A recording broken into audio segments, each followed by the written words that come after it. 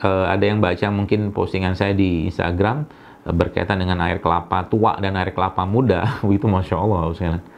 Komposisi dari natrium dan kalium pada dua air tadi itu sangat-sangat sempurna. Lebih baik dari air isotonik manapun yang ada di muka bumi ini. Atau mungkin dibuat manusia, maaf.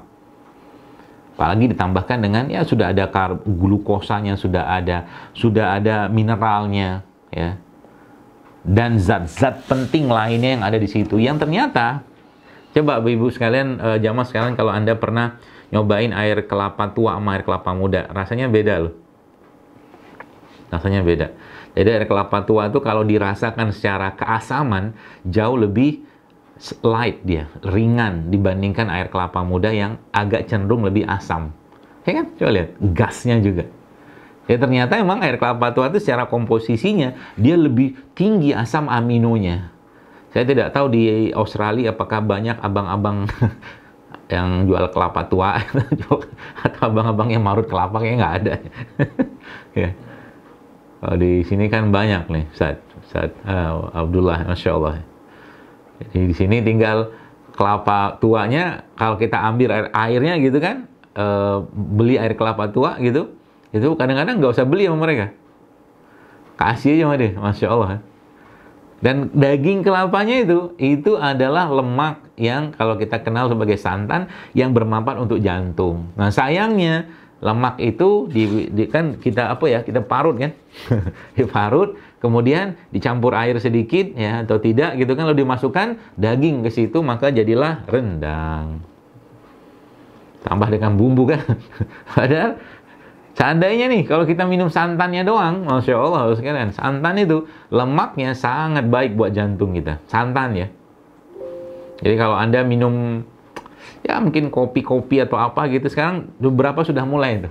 Susunya pakai susu santan, coconut milk, gitu ya. Masya Allah. Ini kan pupuk nih. Tadi kan kita bahas tentang air ya. Ini nyambung sama itunya, pupuknya gitu kan. Jadi Masya Allah ya. Itu baru bicara santannya doang gitu kan, bicara air terbaik gitu kan. Jadi air kelapa itu dengan komposisi natriumnya yang sangat-sangat seimbang dengan kalium, bahkan kecenderungannya kaliumnya lebih tinggi, sehingga memang air kelapa adalah air yang sangat baik untuk menurunkan tekanan darah ya, menurunkan tekanan darah, terutama air kelapa yang muda. Jadi kalau udah tua kan lebih tinggi asam aminonya. Ya, maka asam amino ini adalah bahan baku pembuat gen. Jadi mungkin yang sudah usianya ya 45 tahun atau 50 tahun ke atas ya, sudah merasa tua lah. Atau mungkin ubannya sudah agak banyak misalkan gitu kan. Nah, saatnya kita minum air kelapa tua. Boleh nggak minum air kelapa muda? Ya boleh sih. Tapi secara khasiatnya atau mungkin secara kandungannya kan beda tuh. Beda. Ini air ya, jadi air. Kita bahas yang pertama air. Jadi intisari air inilah, carilah air-air yang bersifat alkali atau basah. Ya. Lo kan air kelapa bersifat asam, ya. Air kelapa bersifat asam, betul. Cuman air kelapa itu sudah dijadikan seimbang komposisi mineralnya oleh Allah SWT. Ya. Maka kalau saya pribadi, kalau air mineral biasanya saya lebih memilih minimal pH-nya netral. Ya, kalau bisa cari yang air yang pH-nya basah atau alkali. Atau dia juga mengandung yang lain-lain lah, ya, bukan air yang dibuang mineralnya. Itu yang pertama. Yang kedua, kalau kita bicara tentang pupuknya kan tanah tadi tuh. Jadi ini konsep ini sebenarnya kalau Anda pakai sekalian, itu Masya Allah, penyakit itu lama-lama hilang dengan sendirinya. Karena metabolismenya diperbaiki, pencernaan diperbaiki, usus diperbaiki. Kan ada kalimat yang kita pernah dengar, all disease start from the gut, bahwa penyakit itu mulai dari pencernaan. Emang iya. Makanya sebabnya dalam Islam protokol pembersihan pencernaan itu paling lengkap, yaitu apa? Yaitu puasa. Ya, puasa, protokol puasa kita itu paling lengkap. Ya, Masya Allah ya. Ada Ramadan, ada Syawal, ada Ayyamul Bid, ada Senin Kamis, ada puasa-puasa sunnah, ada puasa Daud. Ya, dan semua puasa bentuknya apapun itu pasti akan menguatkan pencernaan seseorang dan meningkatkan populasi dari bakteri yang ada pada pencernaan kita. Masya Allah ya. Luar biasa Islam ini. Ya. Itu ya. Termasuk juga kalau kita bicara wudhu. Wudhu itu ya, maka kalimat itunya, kalimat intinya adalah semua syariat dalam Islam itu menyehatkan, tapi kita tidak mengerjakannya untuk sehat. Kita mengerjakannya karena kewajiban dan perintah Allah. Wudu saja, banyak penelitian yang menjelaskan tentang wudu. Bahkan istinsyak yang kita biasa ambil air wudu itu untuk dimasukkan ke hidung lalu kita keluarkan lagi, itu salah satu cara terbaik untuk membersihkan kuman-kuman patogen yang ada pada hidung. Wudu, ya. Subhanallah. Nah, kembali ke masalah pupuk atau hal pupuk tadi, Bu sekalian. Jadi pupuk tadi ya, kalau mungkin saya bahasakan di sini adalah semua mineral-mineral penting yang tubuh kita perlukan. Ya.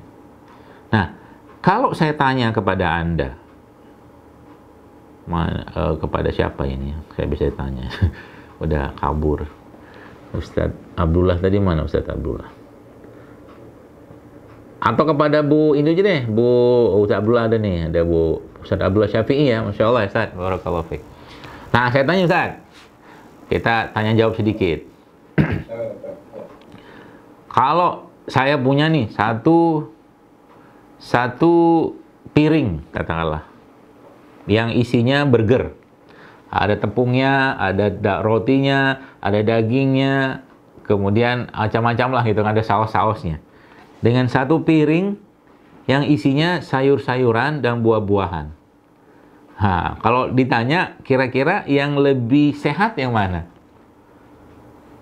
Sayur dan buah-buahan. Oke. Kenapa yang satu ini lebih sehat? Pertanyaan itu.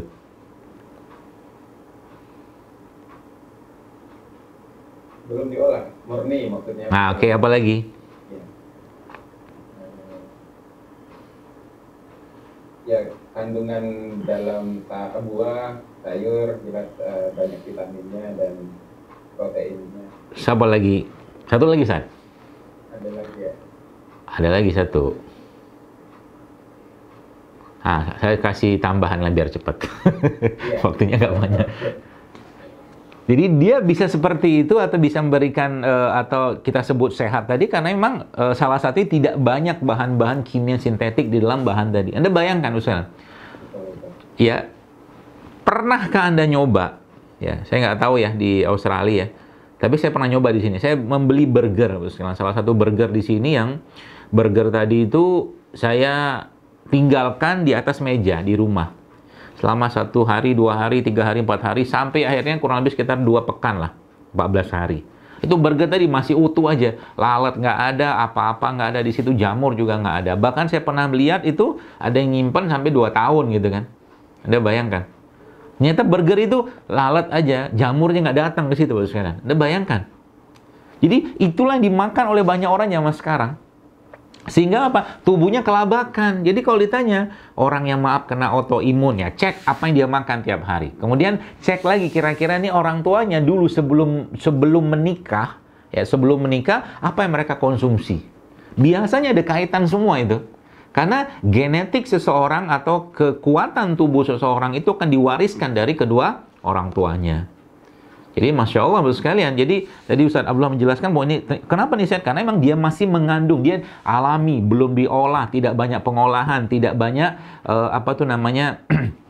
bahan-bahan kimia di sana. Ya. Apalagi kalau ada kata lanjutannya lagi yang dan diambil ditanam oleh orang-orang yang soleh. Nah, itu lebih dahsyat lagi tuh. Makanya kalau kita bicara pangan itu ceritanya bukan di yang kita hadapi saja, tapi di hulunya. Siapa yang nanam? Yang nanam ini baca bismillah nggak gitu loh. Kalau kita bicara pakai bahasa iman gitu kan. Saya kemarin sempat mau mampir ke sebuah toko judulnya organik, tapi saya batal gitu. Saya nggak jadi makan di situ. Kenapa saya nggak jadi makan? Karena yang punyanya ternyata bukan orang Islam.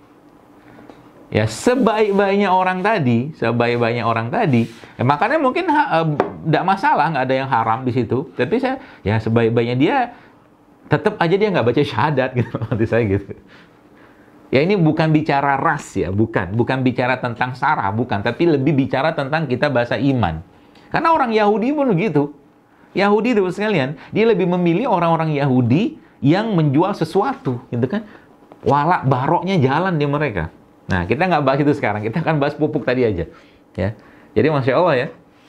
Pupuk tadi itu ya kata kuncinya itu sekarang. Jadi kalau ditanya produk ciptaan Allah itu apa? Yang sering saya bahas atau kata-kata itu tadi, produk yang tumbuh di tanah, mendapatkan matahari yang baik, cahaya matahari yang baik, mendapatkan air yang baik, tidak diberikan bahan-bahan sintetik baik selama dia pengolahan dia atau mungkin ketika dia dimakan, masih mengandung mineral penting, masih mengandung enzim, masih mengandung segala kebutuhan nutrisi yang kita perlukan, sehingga nanti dengan itulah akhirnya tubuh kita bisa menjalankan fungsinya untuk menjalankan keseimbangan dalam tubuh kita. Itu kata dasarnya itu.